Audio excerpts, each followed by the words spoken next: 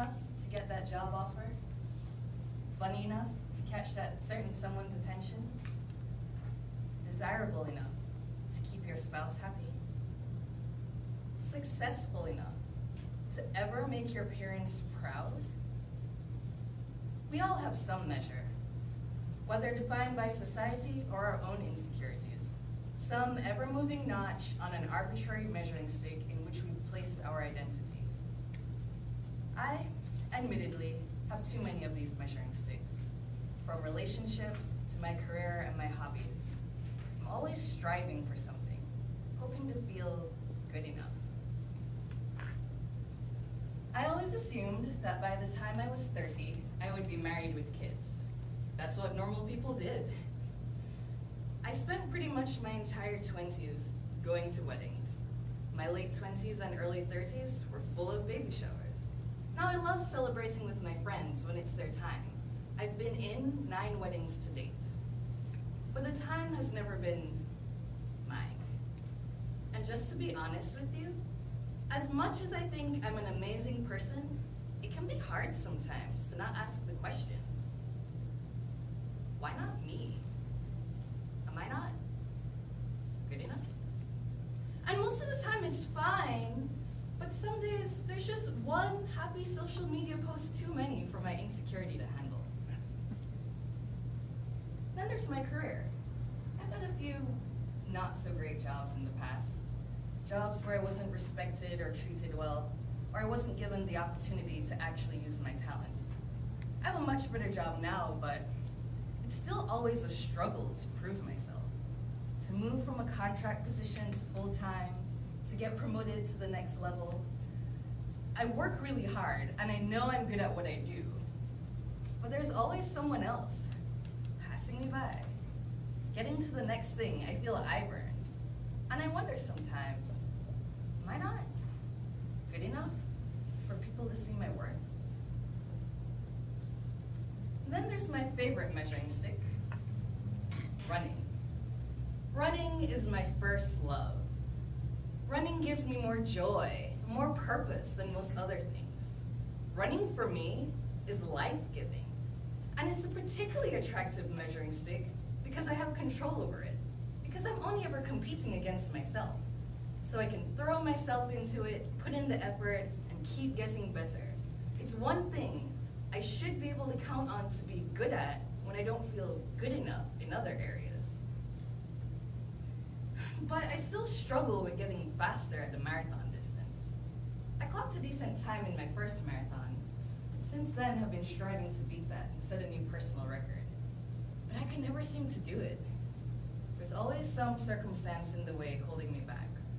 The weather, sickness, muscle cramps. Now I've learned to not be too hard on myself and to accept that these circumstances don't define my actual abilities. But at the same time, I still needed to know what I was actually capable of. With everything else out of the way, would I actually be good enough? So last fall, I trained for my 6th marathon. Basically, I was in the best shape. I spent all year with a physical therapist, working through some pain and muscle cramps I'd had in a previous race. I diligently followed a strength training program, and I could see results in my power and recovery. And I put in the miles over challenging hilly terrain all around Atlanta. Surely, I was healthy enough, strong enough, trained enough. But would I be good enough to be faster? On race morning, everything went well the first 18 miles. Then I started to fade, quickly. All of a sudden, my legs were as heavy as lead, and my muscles too weak to push them forward fast enough. I was slowing down, doing the math in my head, watching my goal times slip away. But they were still within reach, and I had friends on the course cheering me on.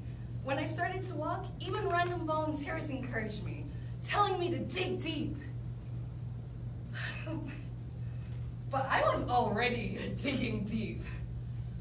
I was going to have to fight every last grueling yard of asphalt to do this. And would it be enough to prove I could be faster than I once was? To have control over just one important thing in my life? To finally feel good enough?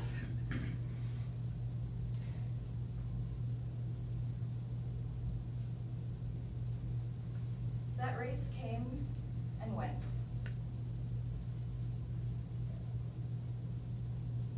And was I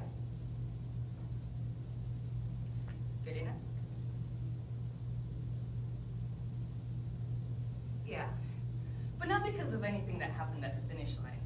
You see, I realized a couple miles from the end that this pain I was forcing myself through was stealing my joy. That chasing a notch on the stick at this expense was not life-giving. And that judging myself by it had no purpose. It is a lie of the world that I had to achieve anything to be enough. Truth is, I was enough before my toes touched the start line. I was enough before I suited up for my first job interview. I was enough before I went on my first date. I am enough because I was created enough.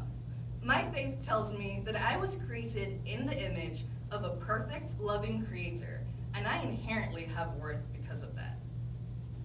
Madam Contest Master, Toastmasters, guests, fellow humans striving for validation, you are enough.